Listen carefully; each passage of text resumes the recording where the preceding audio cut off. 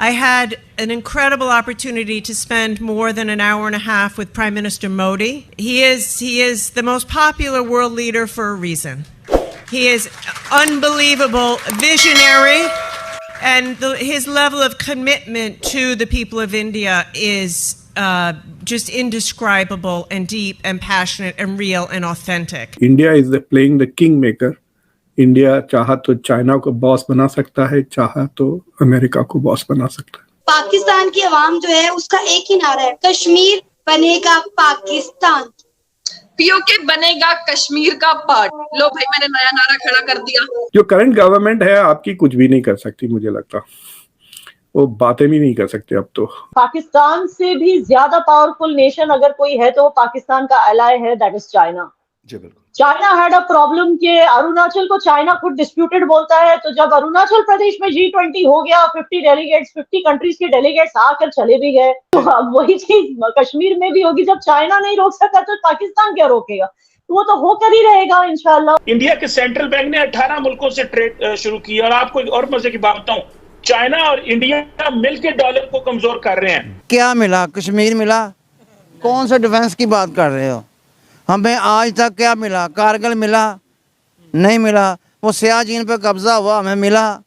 कौन से डिफेंस की बात कर रहे हो? याना बेबी, प्रोपेगेंडा में पूरी दुनिया No, please don't call me baby. Please behave yourself. Don't call me baby. Thank you. No, बीबी मैंने कहा है, नॉट बेबी। नमस्कार दोस्तों, न्यूज़ ऑन इंडिया में आपका स्वागत है। दोस्तों, रिसेंटली अमेरिका की कॉमर्स सेक्रेटरी जीना राइमंड भारत की यात्रा में है, और इस दौरान उन्होंने इंडिया की पीएम मोदी जी के साथ भी मुलाकात की है। दोस्तों, इस मुलाकात के बाद कॉमर्स सेक्रेटरी जीना राइमंड खुद को मोदी जी की तारीफ करने से नहीं रोक पा रहा है।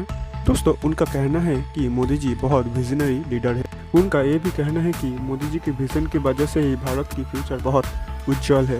इसके साथ साथ उन्होंने ये भी कहा है कि मोदी जी टेक्नोलॉजी को बहुत सपोर्ट करते हैं, और इसकी वजह से ही आने वाले सेंचुरी में इंडिया की दुनिया पर राज होगी। ये सब देखकर पाकिस्तान की मीडिया भी अब इंडिया का लोहा मान चुका है। एक पाकिस्तानी जर्नलिस्ट ने ये तक कह दिया कि आने वाले फ्यूचर में इंडिया ही किंग मेकर बनेगा।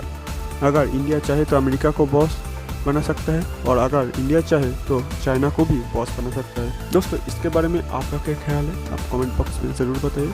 चलिए दोस्तों, देखते हैं इस बारे में पाकिस्तानी मीडिया का क्या रिएक्शन है। अतीक अहमद का जो इंसिडेंट हुआ है और उसके भाई का, उसके ऊपर भी मैं ये एक बात सुन रहा हूँ कि या शायद ये जो पुलवामा के ऊपर जिस तरीके वायर ने इंटरव्यू किया है आप लोगों के साबिक गवर्नर को, फॉर्मर गवर्नर को, तो कहते हैं कि उसको थोड़ा सा डिफ्यूज करने के लिए सारा कुछ हुआ है। इज इट ट्रू, या इसके पीछे कोई और है?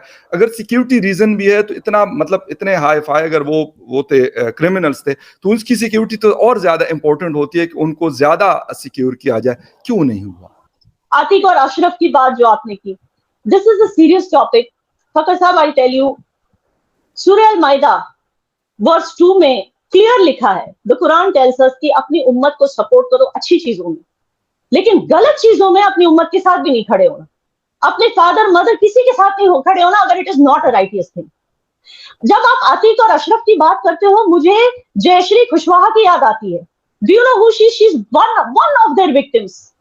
12 बीघा जमीन के लिए उस पे जो कब्जा किया आतिक ने, उसके लिए उसके भाई को मारा, उसके हस्बैंड को मारा, उसके जवान बेटे को मारा, और उसके ऊपर 33 टाइम्स अटैक किया, वो फिर भी बच गई बेचारी। और ऐसे बहुत सारे हिंदूज हैं जिनके ऊपर उसने एक्सटॉर्शन किया, उसने ये किया वो किया।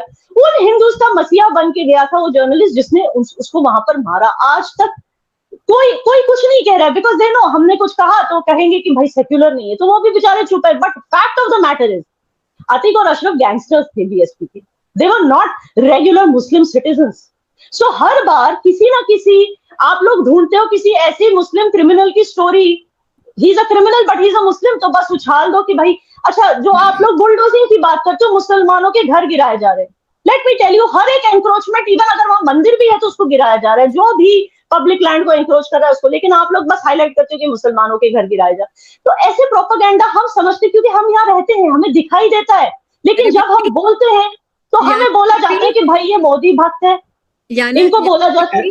थोड़ा ब्रेक मार ले याना। अच्छा, थोड़ा सेंटर पे भी हो जाए, फ्रेम में आ जाए। याना आपका थोड़ा सा साइड कट रही है, आपका थोड़ा सा। याना बेबी, प्रोपेगेंडा में पूरी दुनिया No, please don't call me baby. Please behave yourself. Don't call me baby. Thank you. No बीबी मैंने कहा है, नॉट बेबी। ठीक है। जी, इज्जत शायद आपको समझ नहीं आती है जी।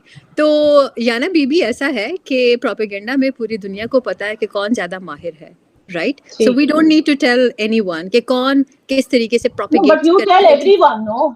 You go everywhere and you show Yes. photos and say this is The happening world- in Kashmir, the this is world happening knows- in Kashmir. आप don't- फलस्तीन की फोटो दिखाकर बोलते हो We कि don't- this is happening in Kashmir We don't और आप have कहते हो to- we are doing propaganda. जी, वी डोंट अच्छा, आप फलस्तीन की फोटो दिखाई थी या नहीं दिखाई थी? ये देखिए, आप मानते हो?